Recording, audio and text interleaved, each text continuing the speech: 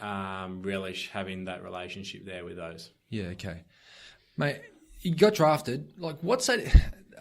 I've got this theory that there's this, like, especially young kids, they think that getting drafted is, the best thing on earth, which, it's amazing. But, my thoughts is it comes at a cost. Yeah. Like, everything costs something. And, when you do get drafted, you give up a lot of Saturday nights, you give up, living at home, you give up a lot of friends. What was that cost like for you? Like, how did you work with that and get the most out of it and get, head down, bum up and really get into the work, but still appreciate it?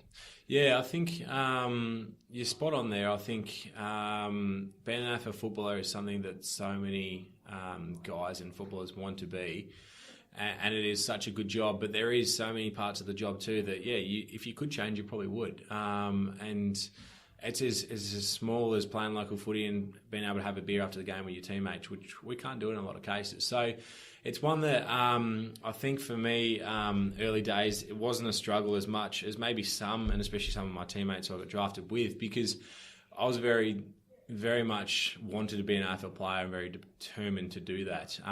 Whereas I had a couple of other teammates who still trained really hard, professional, but as much as anything, just loved to be with their mates after a game. And so it definitely does take some adjusting. And also, I think you're right too. You think, all right, sweet, if I can get drafted, it'd be the best thing ever. But then you get drafted, and then you've got to do all this work to actually get a game. And then there's that competition there, and there's so many other things that come with it that you probably don't understand. So it's one that, the sacrifices come. But at the same time too, I think you've almost...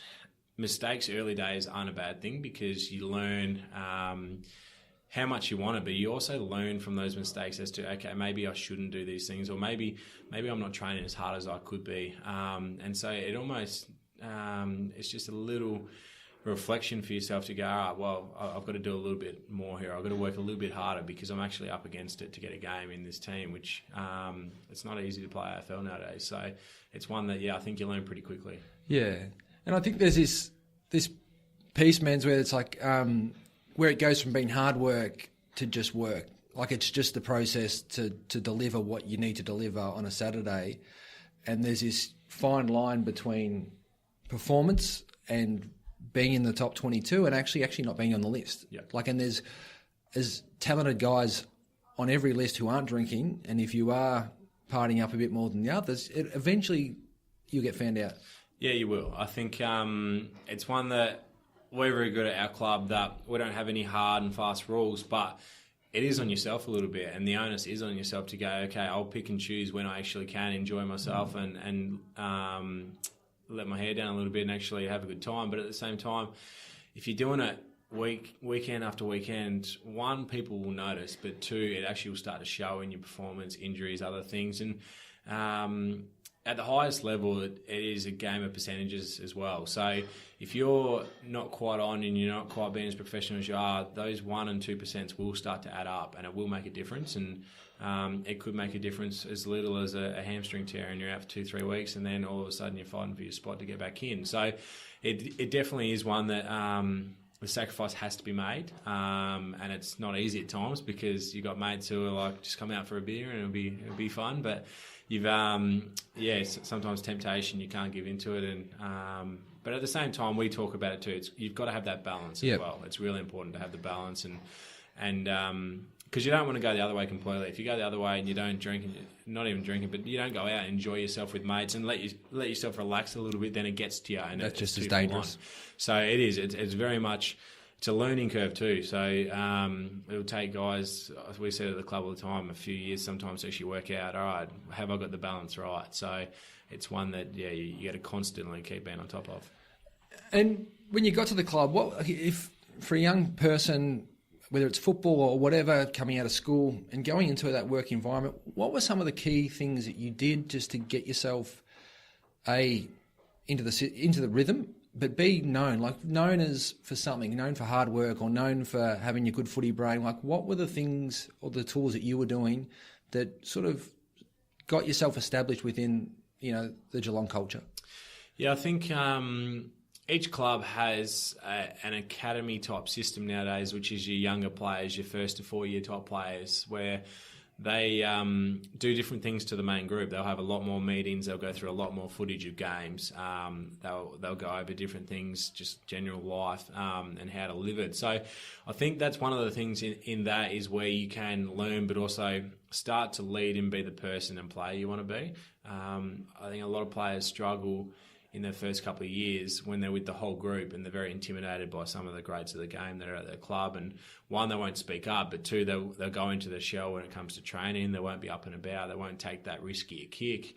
And so it's one that you almost, sometimes you can go through training and players won't even notice that you're training. So I think it's in that sort of system when you're in more of a comfortable environment with guys your own age, that's where you can start to learn and develop a little bit more and put yourself out there a bit more. And I think that's one of the best ways to learn, because if you put yourself out there and it doesn't work or you make a mistake, at least you'll learn from that. Whereas a lot of guys, if they're in their shell too much, you won't ever see their best potential or you won't ever see their best footy. So I think for mine, that was a big one that I tried to lead amongst the younger players, because I was one of the higher picks, even though that doesn't come into at the end of the day. But also, you know which other guys got potential and you know which other guys, I guess, are introverted or extroverted, and I was probably one of the more extroverted players. So that's something that I tried to develop in my first couple of years, and I think I learned a lot out of it in that system.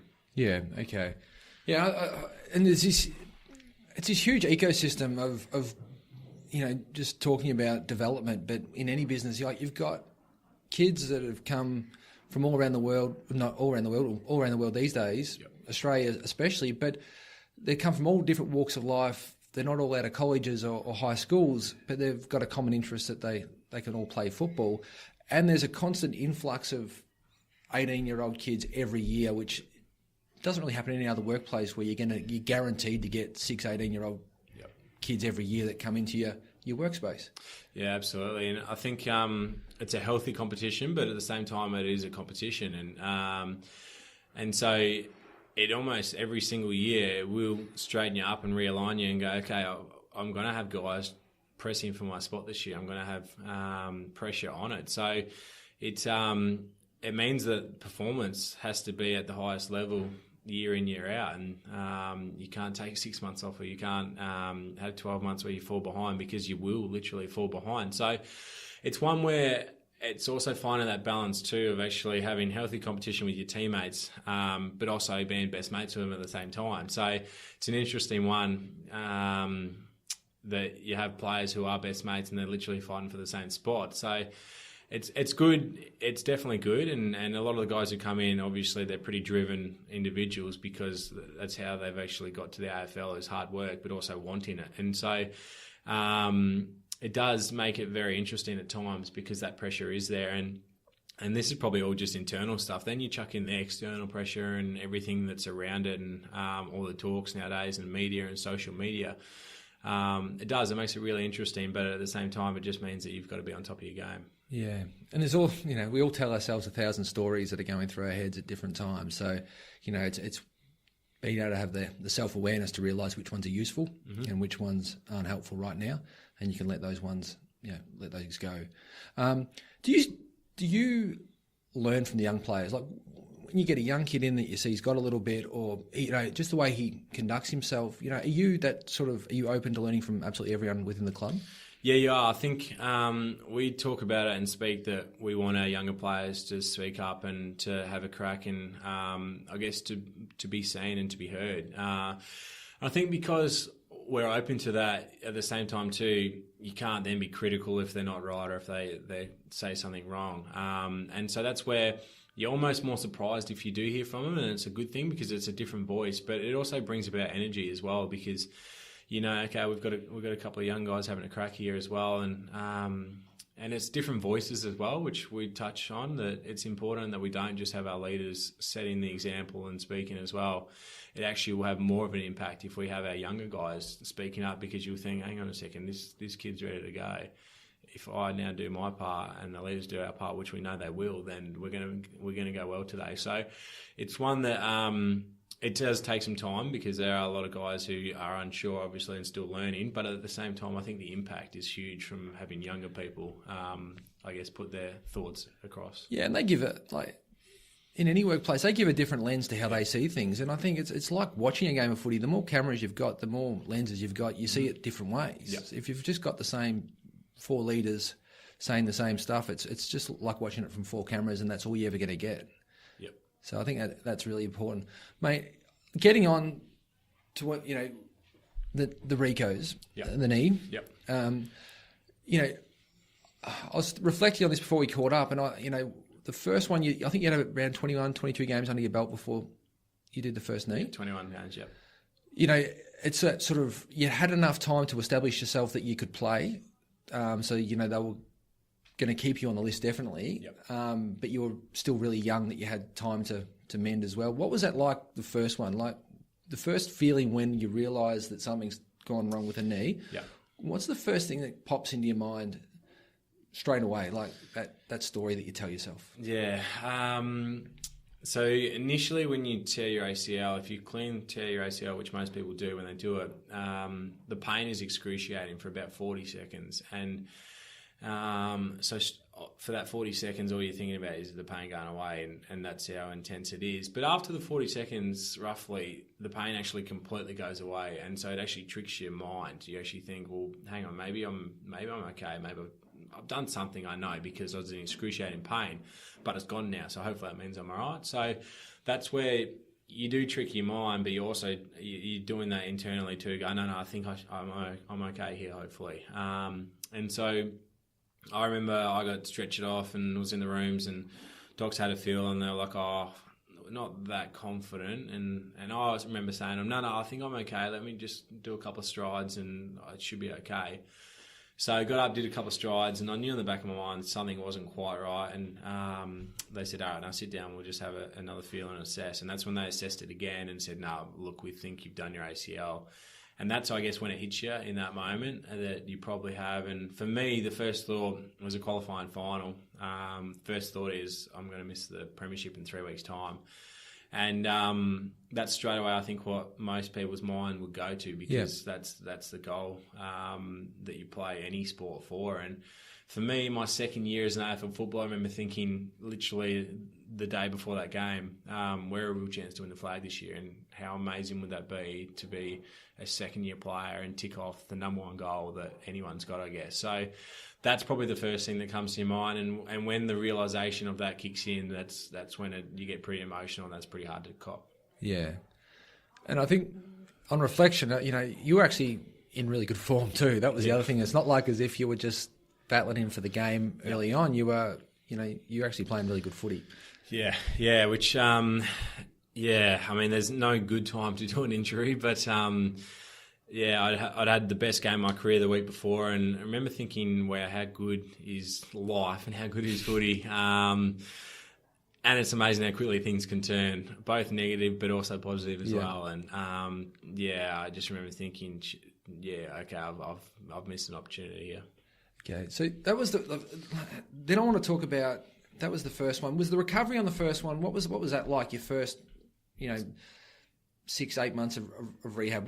Can you describe that process of rehab within the club?